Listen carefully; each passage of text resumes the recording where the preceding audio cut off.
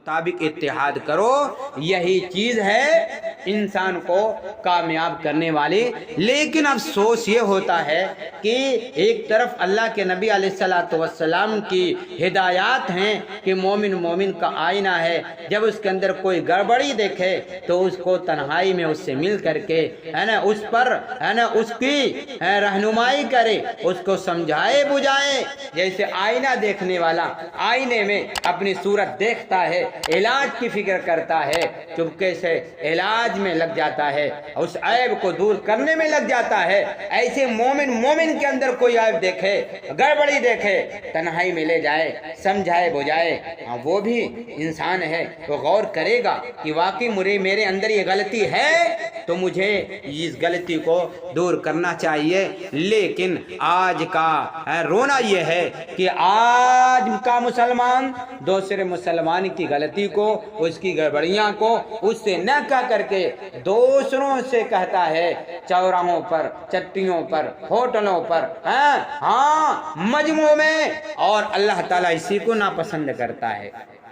اللہ تعالیٰ ہر ایک کو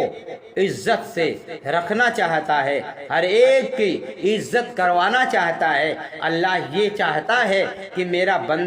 بندے کو میرا بندہ دوسرے بندے کی،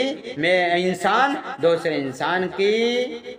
کا پاس و لحاظ رکھے، احترام کرے، اس کی عزت کرے۔ اور جب انسان کی عزت کرے گا، آپس میں میل محبت ہوگی، اتحاد ہوگا، اتفاق ہوگا، خیر خواہی ہوگی، ہمدردی ہوگی۔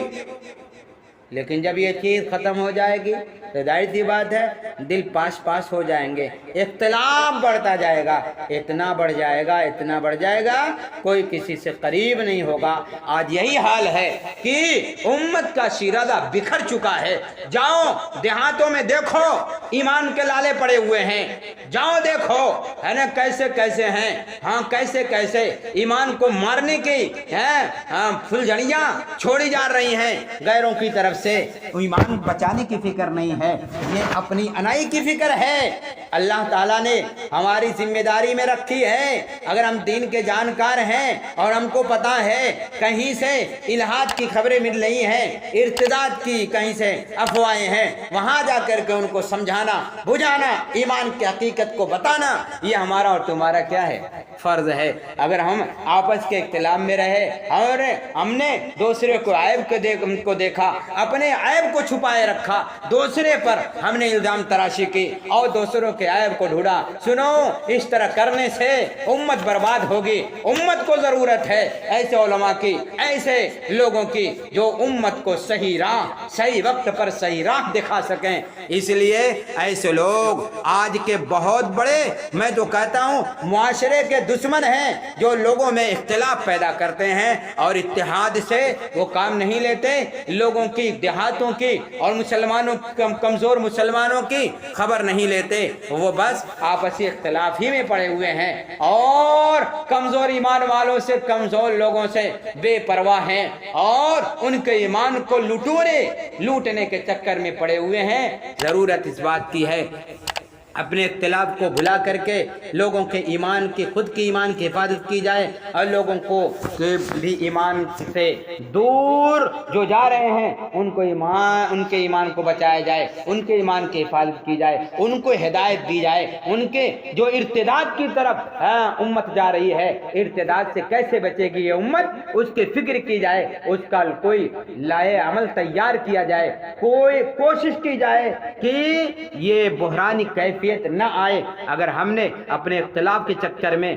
کسی کو دور کیا، کسی کو قریب کیا، کل قیامت کا دن ہوگا، اللہ پوچھے گا تم اپنے اختلاف میں پڑے رہتے تھے، میرا دین میری امت سے رخصت ہو رہا تھا، تم نے کیا کیا؟ اب بتاؤ ایسے لوگ کیا جواب دیں گے؟ اس لیے ضرورت ہے اپنے اختلاف کو مٹاؤ اور لوگوں میں جاؤ اور لوگوں کے حالات کو دیکھو اور یہ معلوم کرو کہ اگر ایسا تو نہیں ہو رہا ہے، اگر ایسا ہو رہا ہے تو ہماری ذمہ داری ہے، قوم کے تعلق سے ہم کو اتنی قربانی دینی ضروری ہے شرعی طور پر کہ کل اللہ کے یہاں عدم توجہی سے، غفلت سے کہیں اللہ کے نزدیک پکڑ نہ ہو جائے، اس لیے ہماری ذمہ داری جہاں یہ ہے ہم سیدھے راستے پر چلیں، یہی ذمہ داری ہم پر یہ بھی ہے، ہم دوسروں کو بھی سیدھے راستے کی ترغیب دیں اور سیدھے راستے پر لانے کے لیے جو کوشش بن سکتی ہے وہ کوشش کریں، یہ ضروری ہے۔